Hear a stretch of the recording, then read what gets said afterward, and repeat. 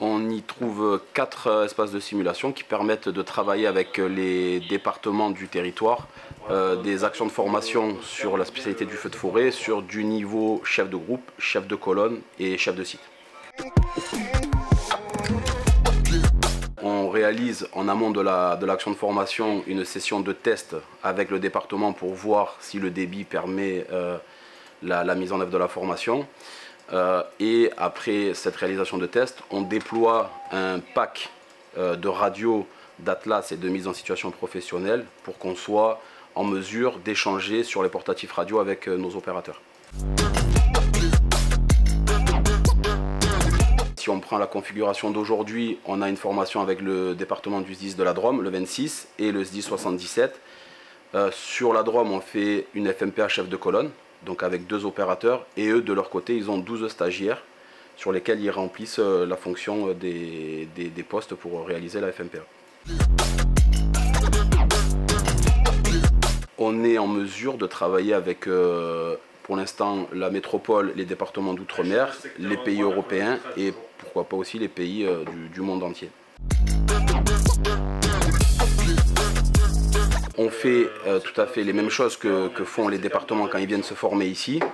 L'outil est mis à leur disposition sur la journée et ils réalisent les scénarios qu'ils souhaitent réaliser dans l'organisation de sa FMPA. Aujourd'hui, l'entente, on est en mesure de déployer les cartes des départements. Ça veut dire qu'aujourd'hui, les départements peuvent travailler depuis chez eux, dans leur environnement virtuel, avec les moyens de chez eux, les moyens sapeurs-pompiers de chez eux, et les indicatifs des moyens sapeurs-pompiers de chez eux. C'est un outil qui est fait sur mesure et qui est calé en amont avec le commandant Chaudroy, le chargé de formation, pour la mise en œuvre de la FMPA. Mais on propose un produit sur mesure. Le premier avantage, c'est d'éviter les transits des agents ou de nous, même de nos opérateurs qui se déployaient dans les départements. Ça, c'est le premier point. Le deuxième point, c'est qu'ils peuvent, comme on disait, travailler chez eux avec leurs propres moyens. Ça, par exemple, si on prend l'Aude, ils ont des cartes de leur massif, donc ils travaillent chez eux avec leurs moyens et non pas dans la zone des Bouches-du-Rhône. Et le troisième volet qui est un peu plus social, c'est que c'est un outil qui est ouvert 7 jours sur 7, 24 heures sur 24, 365 jours par an, et qui permet aux sapeurs-pompiers volontaires de venir se former hors de leur temps de travail, ce qui leur permet de ne pas poser de congé et de pouvoir venir se recycler avant la saison avec nous.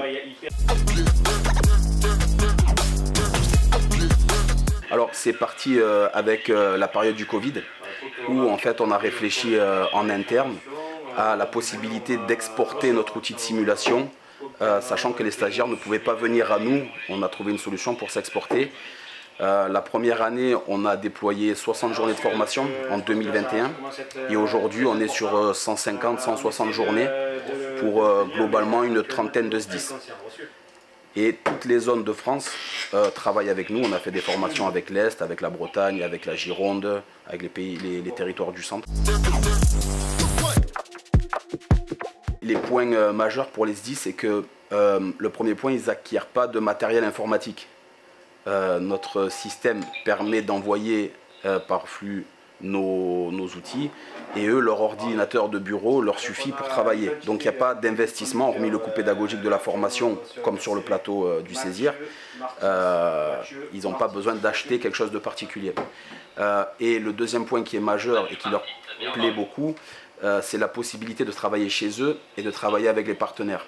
Ça veut dire qu'on réalise des exercices type Orsec, comme on a fait avec le département de l'Aude pour les cités, où on a travaillé avec la préfecture qui a mis en place un COD, qui avait fait venir des cadres de l'ONF, de police, de gendarmerie, et tous ces acteurs se sont retrouvés sur un scénario chez eux avec notre outil ici à Valabon. Oui, c'est une grande agilité. Comme on disait, c'est un outil qui est fait pour s'adapter aux besoins des départements, pas aux nôtres. Nous, on met notre technique et notre savoir à leur disposition. Eux mettent en œuvre la formation pour que ce soit adapté à leurs besoins et à leur fonctionnement dans leurs SDIS.